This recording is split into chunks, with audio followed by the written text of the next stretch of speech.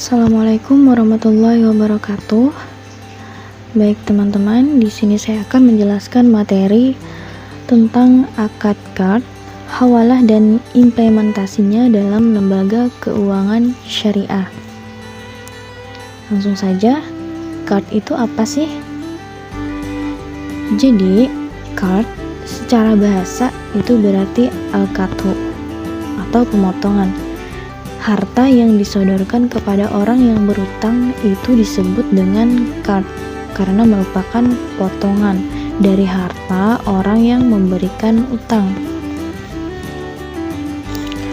Nah, untuk dasar hukum dari akad qard yaitu ada 3. Yang pertama dari Quran surah Al-Hadid ayat 11. Yang kedua Quran surah An-Naml ayat 89. Dan yang ketiga itu dari Al-Hadis. Jadi untuk Quran surah Al-Hadid ini saya bacakan artinya,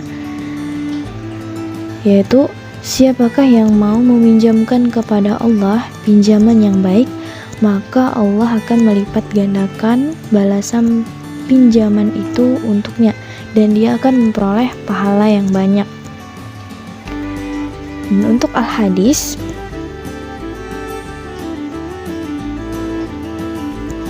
dari hadis riwayat Ibnu Majah nomor 2420 dari kitab Al-Ahkam, yang artinya Ibnu Mas'ud meriwayatkan bahwa Nabi Shallallahu Alaihi Wasallam berkata, bukan seorang muslim mereka yang meminjamkan muslim lainnya 2 kali kecuali yang satunya adalah senilai sedekah. Adapun rukun dan syarat qard. Untuk rukun yaitu ada yang pertama ada mukrid.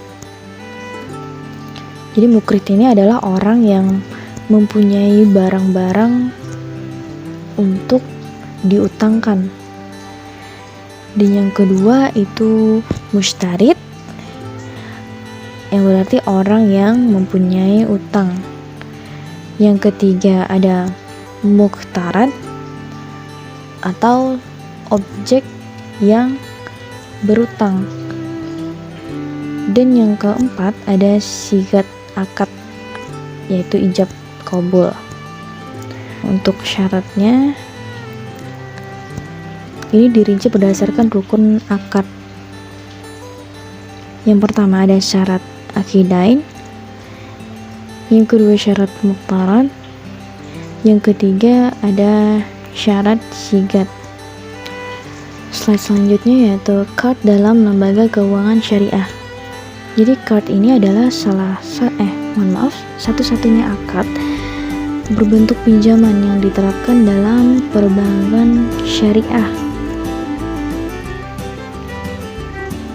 Jadi karena bunga dilarang dalam Islam, maka pinjaman qard maupun qardul hasan itu merupakan pinjaman tanpa bunga.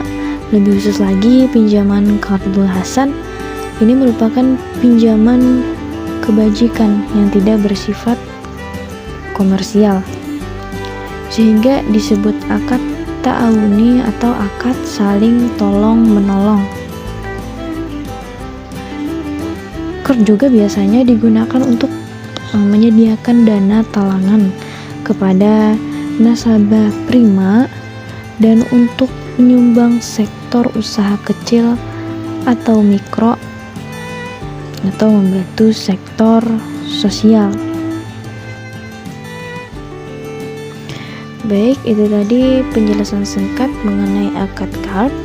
Selanjutnya akad hawalah. Akad hawalah adalah transfer service.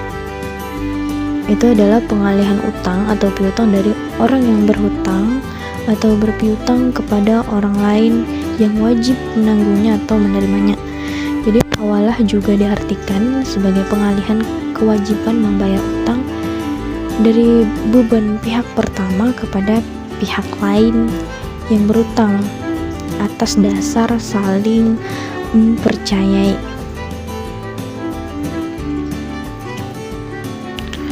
Adapun praktik hawalah di perbankan syariah, yang pertama ada factoring atau anjak piutang. Jadi di mana para nasabah yang memiliki piutang kepada pihak ketiga memindahkan piutang itu kepada bank. Bank lalu membayar piutang tersebut dan bank menagih dari pihak ketiga. Praktik yang kedua yaitu post debt check, yang mana bank bertindak sebagai juru tagih tanpa membayarkan dahulu piutang tersebut. Dan praktik terakhir ada bill discounting, yang mana secara prinsip serupa dengan hawalah, hanya saja dalam bill discounting ini nasabah harus membayar fee, sedangkan pembahasan fee tidak didapat pada akad hawalah. Nah, untuk manfaat hawalah sendiri, yang pertama memungkinkan penyelesaian hutang dan piutang dengan cepat dan simultan. Yang kedua, tersedianya talangan dana untuk hibah yang membutuhkan. Kemudian manfaat yang ketiga, dapat menjadi salah satu fee based income atau sumber pendapatan non pembiayaan bagi bank syariah. Dan manfaat yang terakhir dari hawalah yaitu bagi pihak nasabah selaku klien dari bank akan mendapatkan instant cash.